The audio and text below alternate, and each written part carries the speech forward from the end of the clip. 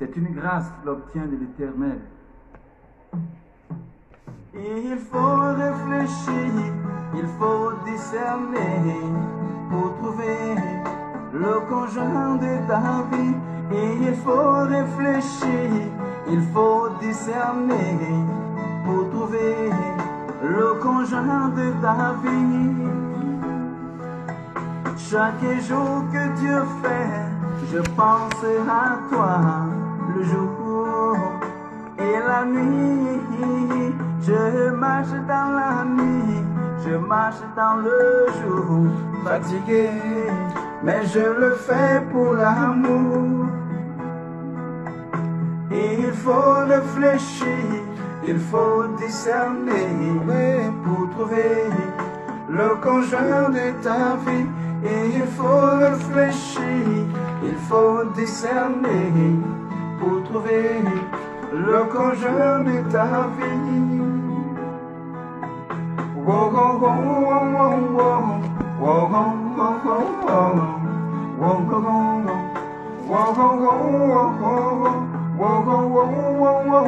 wow, wow, je l'ai trouvé.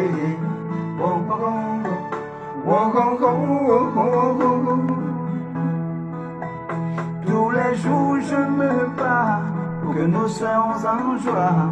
Et pour ton retour, tu me blesses par l'épée, par tes paroles violentes, par tes paroles saignantes. Shalom à vous les bien-aimés. J'espère que la grâce de Dieu est aussi votre partage pour ce jour.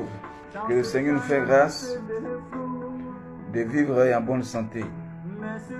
Shalom encore à vous, c'est le prophète Prince Jérémie, initiateur du réseau pour mariage chrétien, voilà, et leader de l'église du ministère de la parole pour le réveil des nations. Alors,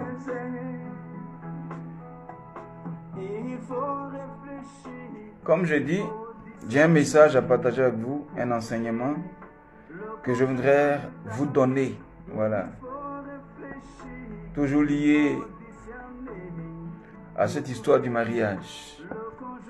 Parce que le mariage, bien aimé,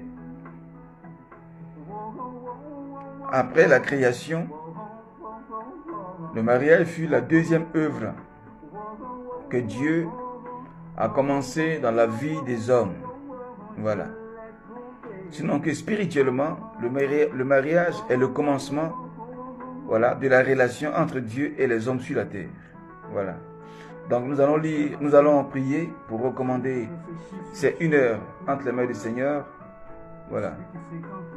Nous voulons te bénir, Adonai, notre Père, notre Dieu, toi qui tiens nos vies dans le creux de ta main, toi qui donnes le souffle de la vie, toi qui permets encore qu'en ce jour nous parlions, Seigneur, de ton ouvrage dans la vie des hommes à travers le mariage.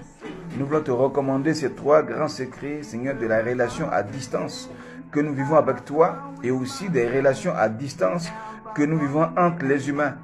Bénis ta parole dans nos cœurs qui vont la recevoir, Seigneur, de recevoir une transformation, une compréhension, afin que tout ce qui était obstacle soit brisé et que toute la gloire te revienne, parce que rien ne t'est impossible, que ce qui est impossible aux hommes, mais est possible à toi. Que toute la gloire te revienne au nom puissant de Jésus.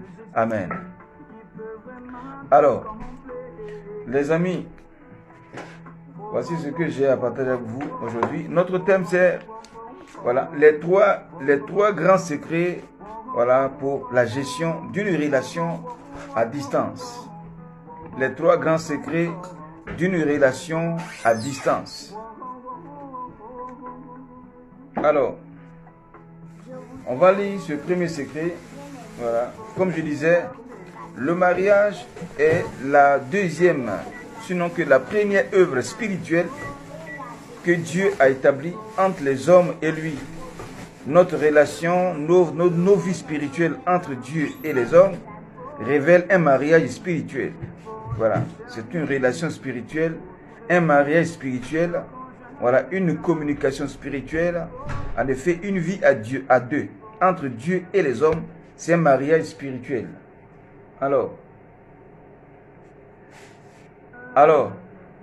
C'est ce mariage spirituel-là que Dieu a matérialisé sur la terre. Donc, j'appelle d'abord le mariage spirituel entre Dieu et les hommes. Je vois ça comme une prophétie que Dieu avait annoncée, mais qu'il a accompli sur la terre entre l'homme et la femme. Donc, l'homme qui symbolise Dieu et la femme qui symbolise l'humanité, le peuple, l'Église. Donc, l'Église aussi, Jésus l'a appelée son épouse, et lui, il est l'époux. Donc là encore, comme je disais, c'est un mariage spirituel. Donc le mariage, bien aimé, c'est l'accomplissement de notre relation spirituelle entre Dieu et nous. Voilà. Donc c'est pourquoi le mariage est vraiment capital, parce que c'est le commencement de la vie. C'est à partir du mariage, bien aimé, que Dieu a dit à Adam et Ève, soyez féconds. Donc c'est à partir du mariage que l'humanité existe. Donc pour dire quoi, le peuple, l'humanité ne peut pas exister sans le mariage. Il ne peut pas avoir mariage, il ne peut pas avoir une famille sans mariage. Il ne peut pas avoir une population sans mariage. Il ne peut pas avoir une nation sans mariage. Il ne peut pas avoir une entreprise sans mariage. Donc, le mariage est le commencement de la vie des hommes sur la terre. Vraiment, c'est un élément très très important dans la vie des hommes et c'est vraiment très très capital. Alors aujourd'hui, on va parler, voilà, des relations. Les relations, ce n'est pas seulement les relations sentimentales, mais aussi il y a des relations amicales, des relations fraternelles. Voilà, amicales, fraternelles et sentimentales, tout ça, ce sont des relations. Mais aujourd'hui, je voudrais parler d'un cas vraiment spécial. Je parle de la relation sentimentale. La relation sentimentale dans la gestion à distance. Comment gérer une relation sentimentale, amoureuse, mais à distance? Comment la gérer?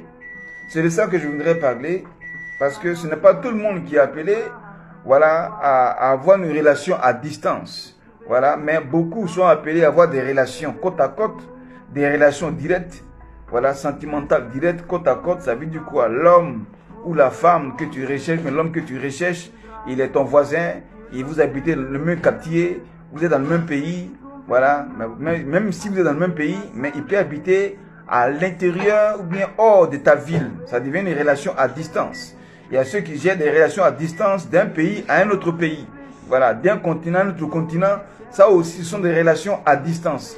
Donc, en effet, globalement, comment gérer, voilà, une relation sentimentale, amoureuse à distance? Comment la gérer? C'est de ça, bien aimé, que je voudrais vous parler. Voilà.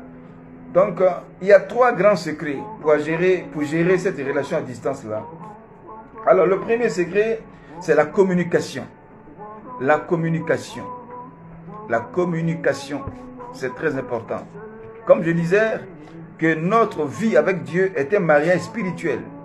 Et ce mariage spirituel avec Dieu, ça se gère dans une communication qu'on appelle la prière. Voilà, la communication de la prière. Donc, dans la communication, il y a 4 éléments. Voilà. Dans ce premier grand secret qui est la communication, il y a les appels téléphoniques, voilà. Il y a les appels vidéo, il y a les messages, les messages vocaux, il y a aussi les photos, voilà. Il y a le contact, voilà, le contact téléphonique, voilà. Donc, premier grand secret, la communication. C'est quoi la communication? La communication, bien aimé, c'est un échange de paroles, de bonnes paroles, voilà, comprises, qui font bien à l'âme, parce que c'est de l'âme que vient l'amour. Comme j'ai toujours dit que l'amour se définit en 2 mots, âme et puis humour. Donc pour définir l'amour, bien aimé, c'est une âme dans l'humour. Pour dire que l'amour vient de l'âme. Voilà, l'amour vient de l'âme. Donc quand on dit que j'ai épousé une telle personne, ça veut dire que tu as épousé son âme en toi, dans ton âme. Et quand vous lisez la Bible, dans 1 Samuel, vous voyez que le fils du roi Saül, Jonathan, disait qu'il aimait David comme son âme. Ça veut dire que l'âme de David était dans l'âme de Jonathan. Donc comme l'âme de David était dans l'âme de Jonathan, Jonathan ne peut pas faire du mal à son âme. Pourquoi? Parce que il ne peut pas faire du mal à l'âme de David, parce que l'âme de David était dans son âme.